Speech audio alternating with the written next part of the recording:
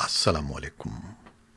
پاکستان میں اس وقت شام کے 7، بھارت میں 7:30 اور یہاں ہمارے اسٹوڈیوز کی گھڑیوں میں صبح کے 10 بج رہے ہیں۔ وائس آف امریکہ واشنگٹن کی اردو سروس سے میں ہوں خالد حمید، خبروں کے ایک بلٹن کے ساتھ۔ افغانستان کے صدارتی محل کی طرف سے جاری ہونے والے ایک بیان میں کہا گیا ہے کہ افغان حکومت نے طالبان کے مزید قیدی رہا کر دیے ہیں اور قیدیوں کے تبادلے پر پیش رفت جاری ہے۔ صدارتی محل کی ایک ٹویٹ میں طالبان سے مطالبہ کیا گیا ہے کہ وہ افغان سیکیورٹی فورسز کے باقی قیدیوں کو رہا کر دیں۔ اس سے قبل افغانستان کی قومی افہام و تفہیم کی کونسل کے ترجمان فریدون خوازون نے وائس آف امریکہ کو بتایا تھا کہ افغان حکومت کی مذاکراتی ٹیم متوقع طور پر جمعرات کے روز دوحہ روانہ ہونے والی ہے۔ ترجمان کا کہنا تھا کہ قیدیوں کے تبادلے کے اقدامات جاری ہیں اور ان کے مکمل ہوتے ہی امن بات چیت کا آغاز ہو جائے گا۔ دری اثنا قندھار صوبے کے فوجی اہلکار بریگیڈیئر یاحییٰ اولاوے نے تصدیق کی ہے کہ طالبان نے صوبے میں 4 افغان کمانڈو رہا کر دیے ہیں۔ ذرائع کا کہنا ہے کہ طالبان کی طرف سے آج کسی وقت 2 مزید افغان فوجی کمانڈو رہا کیے جانے کی توقع ہے۔ افغانستان کے نائب صدر امر اللہ صالح نے ایک مجمع سے خطاب کرتے ہوئے تصدیق کی ہے کہ افغانستان کے فوجی کمانڈوز کو رہا کر دیا گیا ہے اور افغان حکومت نے طالبان کے باقی قیدیوں کو رہا کرنا شروع کر دیا ہے۔ بھارت نے الزام عائد کیا ہے کہ چین نے ایک بار پھر مشرقی لداخ میں سرحدی خلاف ورزی کی کوشش کی ہے جسے ناکام بنا دیا گیا۔ تاہم چین نے ان الزامات کی تردید کی ہے۔ پیر کو بھارتی فوج کی جانب سے جاری کیے گئے ایک بیان میں کہا گیا ہے کہ حالیہ کشیدگی کے بعد طے پانے والے معاہدے کے باوجود چینی فوج نے اس علاقے میں پیش قدمی کی کوشش کی۔ بیان میں کہا گیا ہے کہ یہ واقعہ ہفتے کو اس وقت پیش آیا جب چین کی پیپلز لبریشن آرمی نے لداخ کی تھاسو جھیل کے جنوبی کنارے سے سرحدی حد بندی کی خلاف ورزی کی کوشش کی، جسے بروقت کارروائی کر کے ناکام بنا دیا گیا۔ دوسری طرف چین کی وزارت خارجہ کے ترجمان ژاؤ لیجیان نے پیر کو نیوز کانفرنس کے دوران بتایا کہ چینی افواج لائن آف ایکچوئل کنٹرول کی مکمل پاسداری کر رہی ہیں اور اسے کبھی عبور نہیں کیا گیا۔ ترجمان کا کہنا ہے کہ سرحدی معاملات اور زمینی صورتحال پر دونوں ممالک آپس میں رابطے میں ہیں۔ بھارت نے لداخ میں چین کے ساتھ پیدا ہونے والی تازہ کشیدگی کے پیش نظر لائن آف ایکچوئل کنٹرول کے علاوہ بھوٹان اور نیپال کی سرحدوں پر بھی اپنی نگرانی سخت کر دی ہے۔ میڈیا رپورٹس کے مطابق وزارت داخلہ نے بھارتی سرحدوں کی حفاظت پر مامور مسلح فورسز کو الرٹ کر دیا ہے۔ ایران اور 5 عالمی طاقتوں کے گروپ کے درمیان ہونے والی بات چیت کی قیادت کرنے والی یورپی یونین کی عہدیدار نے کہا ہے کہ شراکا سن 2015 میں طے پانے والے جوہری سمجھوتے کو قائم رکھنے کا عزم رکھتے ہیں، جس کے تحت ایران کے جوہری پروگرام کو پابندیوں میں نرمی کے بدلے محدود کرنا ہے۔ ہیلگا شمٹ نے ویانا میں ہونے والی ملاقات کے بعد ایک ٹویٹ میں لکھا کہ بات چیت کے شرکاء ایران سمجھوتے کو قائم رکھنے کا عزم کیے ہوئے ہیں اور موجودہ چیلنجوں کے باوجود اس سمجھوتے کے مکمل اطلاق کو یقینی بنانے کا حل تلاش کریں گے۔ برطانیہ، چین، فرانس، روس اور جرمنی نے ان مذاکرات میں حصہ لیا جو اس سمجھوتے کو بچانے کی تازہ ترین کوشش ہے۔ ویانا میں منگل کے روز ہونے والی بات چیت میں ایران کی طرف سے اقوام متحدہ کے جوہری توانائی کے ادارے کو اپنے 2 مقامات کے معائنے کی اجازت دینے کا خیر مقدم کیا گیا، جن کے بارے میں شبہ ہے کہ وہاں ایران نے غیر اعلانیہ جوہری مواد کو یا تو استعمال کیا ہے یا اس کا ذخیرہ کر رکھا ہے۔ ایران کسی بھی نوعیت کی جوہری سرگرمیوں سے انکار کرتا ہے۔ پاکستان کے دفتر خارجہ کے ترجمان نے فرانسیسی فکاہیہ جریدے چارلی ایبڈو کی طرف سے پیغمبر اسلام کی مبینہ طور پر قابل اعتراض خاکے دوبارہ شائع کرنے کے فیصلے کی سخت الفاظ میں مذمت کی ہے۔ دفتر خارجہ کے ترجمان کے بقول اس متنازع عمل کی وجہ سے مبینہ طور پر اربوں مسلمانوں کے جذبات مجروح ہوئے ہیں اور ان کے بقول اس اقدام کو آزادی صحافت یا آزادی اظہار کے اقدام کے طور پر جائز قرار نہیں دیا جا سکتا۔ فرانسیسی جریدے چارلی ایبڈو نے یہ متنازع خاکے ایک ایسے وقت میں دوبارہ شائع کرنے کا فیصلہ کیا ہے جب جنوری سن 2015 میں پیرس میں چارلی ایبڈو کے دفتر پر ہونے والے حملے میں مبینہ طور پر ملوث بعض افراد کے خلاف مقدمے کی سماعت بدھ کو پیرس میں شروع ہو رہی ہے۔ سماجی رابطے کی سائٹ فیس بک نے پاکستان سے آپریٹ ہونے والے ایسے جعلی اکاؤنٹس اور پیجز کو غیر فعال کر دیا ہے جن سے منظم مہم کے ذریعے لوگوں کو گمراہ کیا جا رہا تھا۔ کمپنی کی داخلی تفتیش میں یہ بات سامنے آئی ہے کہ بعض نیٹ ورک خطے میں مربوط انداز میں مشتبہ سرگرمیوں میں مصروف ہیں۔ دوسری جانب پاکستان نے آن لائن پلیٹ فارم پر غیر اخلاقی مواد ہٹانے کے اپنے نئے اقدام میں 5 ڈیٹنگ ایپس پر پابندی عائد کر دی ہے۔ ان ڈیٹنگ ایپس میں ٹنڈر، گرائنڈر، ٹیگڈ، اسکاؤٹ اور سے ہائی شامل ہیں۔ پی ٹی اے کے ترجمان کہتے ہیں کہ قانون اتھارٹی کو اختیار دیتا ہے کہ غیر مناسب مواد نہ ہٹائے جانے پر متعلقہ ویب سائٹ یا ایپ کو بند کر دیا جائے۔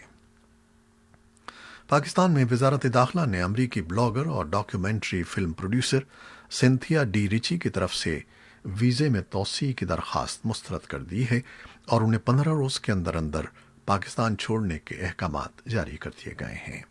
سینتھیا ڈی ریچی اور ان کے وکیل کا کہنا ہے کہ وہ اس فیصلے کے خلاف اعلیٰ عدالتوں سے رجوع کریں گے۔ خیبر پختونخوا کے مختلف شمالی پہاڑی علاقوں بشمول وادی سوات میں پچھلے کئی دنوں سے شدید بارشوں کا سلسلہ جاری ہے، جس کے نتیجے میں دریائے سوات اور دیگر برساتی ندی نالوں میں سیلاب جیسی صورتحال پیدا ہو گئی ہے۔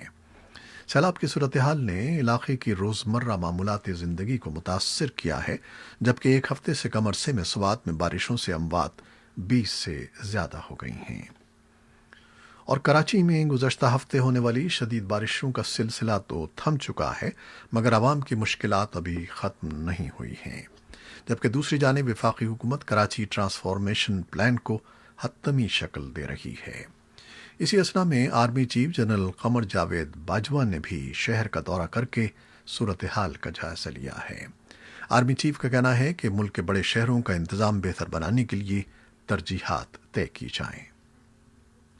امریکہ کے صدر ٹرمپ نے منگل کے روز ریاست وسکانسن کے شہر کینوشا کے ان علاقوں کا دورہ کیا جنہیں پچھلے ہفتے کے شہری ہنگاموں میں نقصان پہنچا تھا، جو ایک سیاہ فام جیکب بلیک پر سفید فام پولیس آفیسر کی مبینہ شوٹنگ کے خلاف احتجاجاً شروع ہوئے تھے۔ بتایا جاتا ہے کہ پولیس آفیسر نے گرفتاری کی کوشش کے دوران بلیک کو 7 گولیاں ماری تھیں۔ امریکی صدر نے قانون نافذ کرنے والے اداروں سے باتیں کرتے ہوئے کہا کہ آپ کو تشدد کو کچلنے کے لیے فیصلہ کن، سخت اور مضبوط ہونا چاہیے۔ ڈیموکریٹک صدارتی امیدوار سابق نائب صدر جو بائیڈن نے ٹرمپ پر تنقید کرتے ہوئے کہا کہ ٹرمپ تشدد کی مذمت میں ناکام ہو گئے ہیں، جس میں ایک گولیاں چلانے والا بھی شامل ہے، جسے مبینہ طور پر بلیک کی شوٹنگ کے خلاف ہونے والے احتجاج میں 2 افراد کو ہلاک اور متعدد کو زخمی کر دیا تھا۔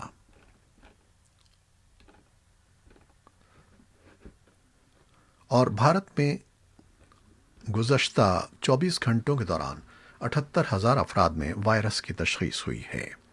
بھارت میں کیسز کی کل تعداد 37 لاکھ سے تجاوز کر گئی ہے۔ پاکستان میں گزشتہ 24 گھنٹوں کے دوران کورونا کے 20 مریض ہلاک ہوئے ہیں، جبکہ 441 افراد میں وائرس کی تشخیص ہوئی ہے۔ امریکہ میں کورونا کیسز کی تعداد 60,75,000 سے زائد ہے۔